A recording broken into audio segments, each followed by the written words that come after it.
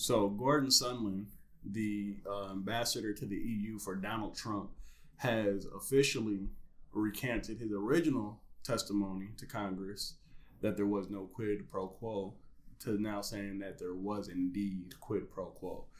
And in typical Trump fashion, he went from praising the guy as an outstanding, American and patriot and all of this, to now he doesn't know him. He honestly doesn't know the guy. And but while he's saying that, he continuously says that he continuously uses his original testimony to say that there's no quid pro quo. But we now know that there was, in fact, quid pro quo.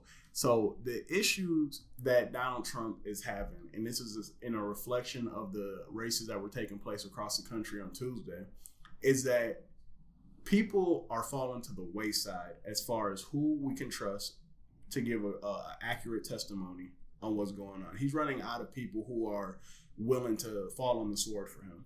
Right. His approval numbers continuously are in the toilet. 38% in the most recent poll. Listen, I mean, terrible. And you can point to the impeachment inquiry to the reason why. And furthermore, you can point to Gordon Sondland's new testimony as the reason why. This is an untrustworthy presidency. And when you listen to Donald Trump talk, he sounds like a guy who has everything closing in on him. He doesn't know what to do. And I'm telling you right now, it might be Mike Pence as the Republican nomination in 2020 with the way that this is going. It may be. I don't think that Trump has the level of decorum to say that he's not going to accept his party's nomination or he's not going to look for re-election. He's going to go out in a blaze of glory that's going to be the most epic thing that anybody has ever seen. And it may ultimately destroy the Republican Party. If he hasn't already. If he hasn't already. Because what you're seeing, as you said, in the local, it's kind of flipping. Well, it's not kind of flipping. It's totally flipping. And then you constantly have a fact check to see how many times he's lied, who's recanted. Mm-hmm. I mean, there are people that have worked for his campaign, worked for his administration, that are in jail or about to go to jail. Exactly. Like, you can't say that the top is fine and then all these people under him are doing all these things, but you don't know or you're not aware of it. Yeah. If everybody beneath me is doing something, I'm going to be aware of it if I'm in charge. And it's just, at some point, the jig is going to be up, and you have to do something. And it feels like the jig is up right now because, I mean, we've now been in this process for a number of months because Nancy Pelosi, of course, just a totally ineffective and weak leader, drags her feet on this the entire time when there were multiple chances to begin at least impeachment inquiry. If you're not going to impeach the guy, at least begin the inquiry. I mean, we could talk about his violation of the emoluments clause. We could talk about so many other things that he has done. But ethics alone. On ethics alone, he has been unfit for presidency from the start. Yes. But now we're getting to this point where now his supporters in some of these states is actually starting to slip. The only out of the top three candidates, the only one that he is beating in head-to-head in the key states of places like Wisconsin, Michigan, Pennsylvania, Arizona, battleground states, is Elizabeth Warren. And I think the only one she did well in was Arizona. But when it comes to Joe Biden or Bernie Sanders, especially in Michigan, Wisconsin, and Pennsylvania, which Trump absolutely has to win in order to win the presidency again. If he loses those three states, he can't. It's impossible for him to win because the electorate is just not on his side. But he is underwater against those candidates. And I think that when you have somebody like Bernie Sanders who's authentic, who's not taking big money, you know that you're not getting, the corruption, you're regardless of how you feel about him, you know that when he's speaking to you, he's telling you what he honestly feels. Right.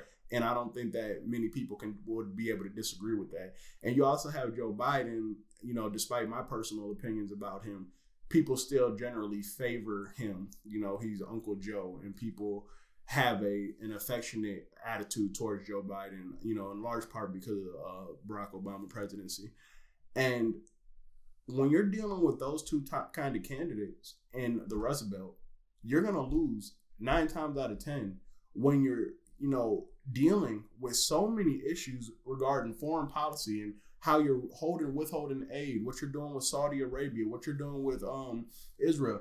He's not holding up his end of the bargain for these people anyway. Yeah. And when you add that on to things like an impeachment inquiry, when you add that on to violations of the emolument clause, when you see him consistently trying to enrich his brand through the presidency instead of upholding his bargain to the white working class that won him the election in those 3 states, it's going to flip on him badly.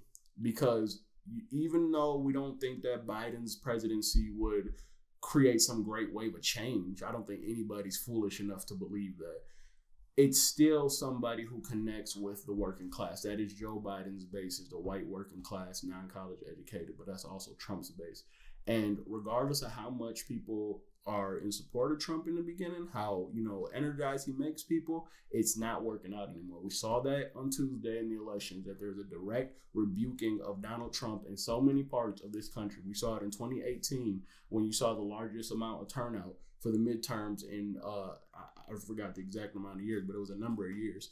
And you're going to see that in a general election if they don't convince enough Republican senators, which the more stuff that comes out like this with the Gordon Sondland testimony, if they don't convince enough Republican senators to flip over and get him out before 2020, those 2 candidates right there are standing to gain the most benefit from his issues that he's starting to create with his own base. His base is, they assume that a lot of things would improve versus Obama, the Obama administration. And in some areas they might have, but overall they haven't. If they've gotten worse, and at best they've remained the same. Yeah. You can't actually point to anything that he's done. Like when it was in Indiana, the carrier plant. Mm-hmm. He didn't, like, oh, we saved it. Like, you didn't save it. You didn't save those jobs at all. Like, you actually made it easier for them to go. Exactly. And you gave them tax deductions and so many tax credits, and they still left. Like, you can't point to anything that he's done to inspire his base, to support his base, and then you throw on top of it. Exactly. And you throw on top of that all the things that have come out over these last few years. And it's just one thing after another, after another, after another. Mm-hmm. And then you see him put people in power that don't belong there. They're not educated. They're not experienced. They don't know what they're doing. They're all in the positions that they're in to enrich themselves. Exactly. And you see it constantly over and over with him going to Mar-a-Lago on the beginning with Melania and Berenstain and Trump Towers and the amount of security they're required. We were paying for. Paying hand over fist. It was something like $1 million a week or something like that. It's really crazy. He is running out of room. At a certain point, he's going to hit a wall. There's going to be a big red wall, and all it's going to take is 1 or 2 notable Republicans to come out against him. Like if that happens, he's done. He's done. Like if you get Ted Cruz to say, "I'll vote on that." Or I'll vote to impeach him. The rest are just going to fall right behind him. And the more that they get moving in that direction, the more he's done with.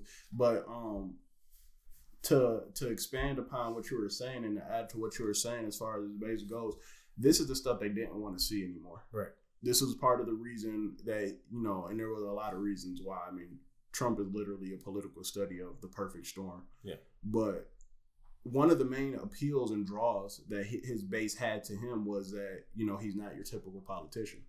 But more and more, not only is he looking like a typical politician, he's looking like an even more corrupt version of what we already had. And he is running out of room. And if this impeachment thing goes down and they get Republican senators on their side, which, let's not hold our breaths for that to happen. Definitely because I still highly doubt that does happen. But if it does happen, and Mike Pence ends up as the 2020 nominee, he's gonna get slaughtered by all three of the top candidates by far, because he doesn't have that appeal to the base that he's Trump dry. He's uber religious, and he's oddly religious, and not in an evangelical way, but more of a strict kind of like sect. He plays it by he's like an Old Testament Christian. Yes. Yeah, it's your wife's on the period, put on alarm, type stuff. It's he's a pretty sick dude. He is, and also you look in Indiana, a lot of his policies didn't work in Indiana, so you can't continue that. You can't say that my platform is entirely different than what I did as governor. It's also he's gonna try to run on the Trump platform, and it's not gonna work, right? Because that's not who he is, and that's not who he believes himself to be, and it's dangerous. It's a dangerous game for the Republicans to play. I think that they truly are starting to worry that even if somehow, this dude's been Teflon from the jump. So even if somehow he slips through yet another crack in the system, it's just damaging you. You cannot have a sitting president walk into a re-election bid at 38% approval, at having quid pro quo impeachment investigations being done on you, violating the emoluments clause, when you have your two main rivals for presidency, Bernie Sanders and Joe Biden, are running on a pro-worker class platform, and you're dealing with all these high dollar, high crime events in your life.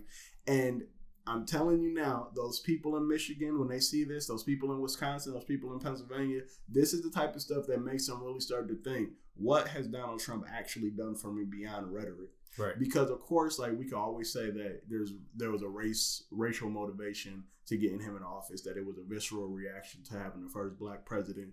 Those are absolute facts and factors into him becoming president. But, again, a significant amount of people flipped from people who voted for Barack Obama twice to someone who voted for Donald Trump.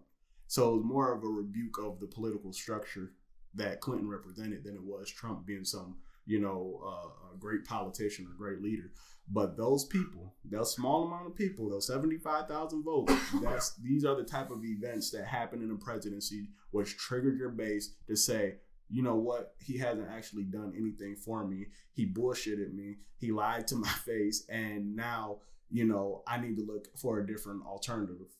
You might get a reaction of kind of like Trump and Hillary, where they just may not vote, which is detrimental to him. If they don't vote, he's going to get slaughtered, because you've got millennials becoming more active. You got millions of new voters coming up, and they all are pretty much all supporting Bernie Sanders. Yeah. So even if it's not Bernie and it's Elizabeth Warren, who's Bernie-like, right, you're not going to come close to anything. And you're not going to be when he came in, he spoke to him, he pulled on their heartstrings, and you had 4 years to do something. What did you do? Nothing. Oh, he built that wall that I guess you can buy a $100 saw to start cutting through. Yeah. So he did that. And Mexico didn't pay for it either. And I hope that he gets impeached. I hope that it is Mike Pence 2020, so they could suffer an even worse defeat. But we'll have to sit and wait.